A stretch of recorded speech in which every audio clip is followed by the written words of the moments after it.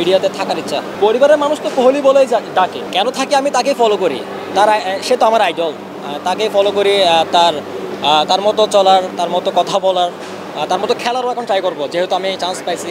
মনের ভাব প্রকাশ করব, তার যে ক্রিকেটের ফ্যান আমি এটা বলবো যে সে এত ভালো কিভাবে খেলে, কিছু টিপস নিব। কোনো প্রফেশন না আমার, আমি স্টাডিতে আছি। আমার অ্যাক্টিং করার ইচ্ছা আছে, মানে মিডিয়াতে থাকার ইচ্ছা। পরিবারের মানুষ তো কোহলি বলেই ডাকে, অঙ্গভঙ্গি পারি না, তবে তার সেলিব্রেশন দিতে পারি, যা মাঠে দিব, খেলার মাঠে ইনশাল্লাহ চ্যাম্পিয়ন হওয়ার পর। অভিনয় বলতে আপনার যদি ভালো কাজ পাই ইনশাল্লাহ করবো। কত টাকা বলতে আমি চুল দাড়ি মাসে 4 বার কাটা লাগে আমার, সবগুলো গুলিস্তানের।